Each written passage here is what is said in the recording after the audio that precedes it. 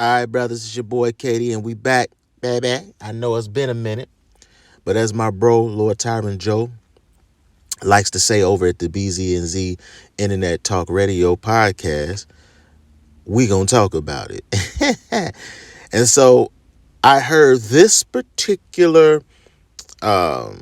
this particular segment right before the weekend last week.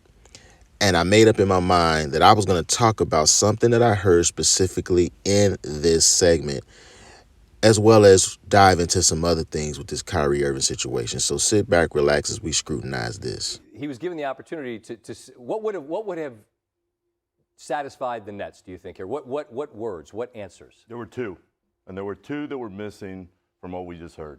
I'm sorry. That's what has put Kyrie in the spot that he's in. That's what the Nets desperately wanted to hear. That's what the league wanted to hear, Scotty. Yeah. And the fact that he didn't say that, and then he didn't, when given a chance, say, I don't have anti-Semitic beliefs, put him in the spot that he's in and put his future in Brooklyn and his short-term future in the league in doubt.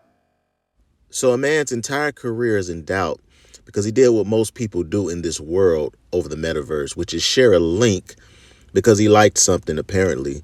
And this comes from a platform, Amazon, that is run by Jeff Bezos, that if you really had a problem with it, you can go that route, and you're trying to bully this so-called black man into saying, I'm sorry. I knew this is what they were trying to do all along.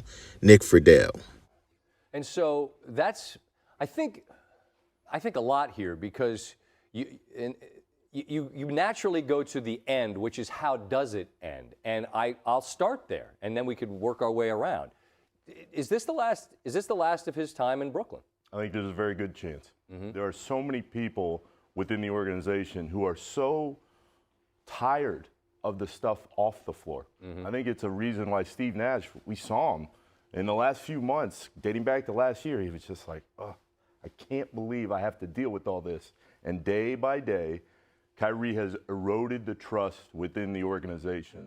So I want to start out by giving a shout out to two people that are special to me because I went to high school with them. And that is Amaru and Candace over at the Black Butterfly Podcast. And I want you to subscribe to their channel, share and like their channel. We don't always agree on everything, and we've had some back and forths. But I back my people, and I stand with my people, and I stand with their march. Just because you disagree with individuals doesn't mean you can't sit at the table and understand why you are different. And so I stand with these two. But I love something that I saw on their page because it shares my sentiments. And the very reason why I wanted to do this video to begin with sparks off the words that Nick Friedel just said when he mentioned that the Nets and Steve Nash, they're tired of Kyrie off the court. Well, let's hear these facts from Black Butterfly. What the media won't show or tell you is this man is about his people, his family, his legacy. This is still a young man finding his way. He hasn't been arrested, hasn't committed any crimes, take care of his family, donates his money and time, paid for WNBA salaries, paid for scholarships at HBCU. He don't have paid people in the media telling you every single day how great of a man he is or how much money he gives and what he does. I see what you did there, a la LeBron. He just out here being great. What these people are afraid of is that he will inspire many more to think like him, which ruins their plan of keeping you oppressed. Keep pushing. We stand with you. And we surely do, Kyrie. We surely stand with you. Because the only thing I can say is that when you're learning something, do it in private. Get your bearings under you before you start putting things out there so you can be on point and accurate. Learn what you need to learn in private. Get some wind beneath your wings, and then you can be firm. But I like where Kyrie is going, but clearly the Wizard of Oz doesn't. And so all this off the court foolishness, stop it, because the man ain't a criminal. So I think as we sit here right now with this suspension ahead, there is a good chance he's played his last game. I think so too, simply because I think Kyrie's demonstrated in many different respects that he's not one to do what he doesn't wish to do. And the statement very specifically says that he's going to need to satisfy certain things. And it seems to me, and you'd know better being there day in and day out, that if you say to Kyrie, here's what you've got to do, that's where his heels get dug in even deeper. I just wonder, would he ultimately say the things that he needs to say to remain there? Nobody has the answer, right. And that's the issue. I'm not asking you, Scotty, just to be clear. He doesn't want to conform. Right, exactly. You've got it exactly right. I've covered him now for a year, day by day. Kyrie does not want anybody to tell him what to do. There you go. That extends from the basketball floor, off of it. On the floor, it's helped him in his game. Off the floor, it's put him in a lot of positions through the years, kind of like this. And there's, look, he's a brilliant basketball player. Everyone understands this. But if his time in Brooklyn is done, it means that there needs to be time for him someplace else. And you have the commissioner of the league who's very troubled by what's gone on to date as well. So I just wonder how, if he's toxic in Brooklyn, how does he become not toxic someplace else? Because he's just that talented that you know that somebody's going to give him a chance. Sure. But the league is watching very closely, Scotty, and I don't see how Kyrie can get back on an NBA floor, whether it's Brooklyn or otherwise, unless he says, I'm sorry for the pain my posts caused to a lot of people, and on top of that, I don't have anti-Semitic beliefs. And now it's a power of wills between the NBA and him, Kyrie Irving. Well, the commissioner has said he would like to meet with Kyrie Irving. I mean, at some point in the days or weeks to come, you'd have to imagine that would happen. And then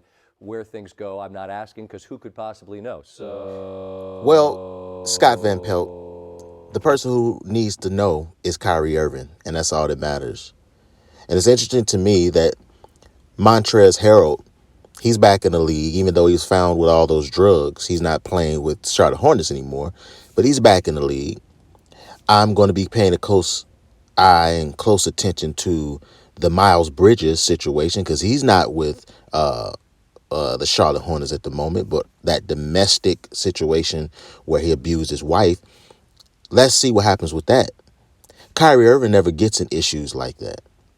But here it is, the Wizard of Oz and the people behind the curtain are mad because they can't control him. I know it's been a long day, and I appreciate the context and the time. Obviously, you're in town for the Nets. They play the Wizards tomorrow night without Kyrie Irving. Nick, thank you very much.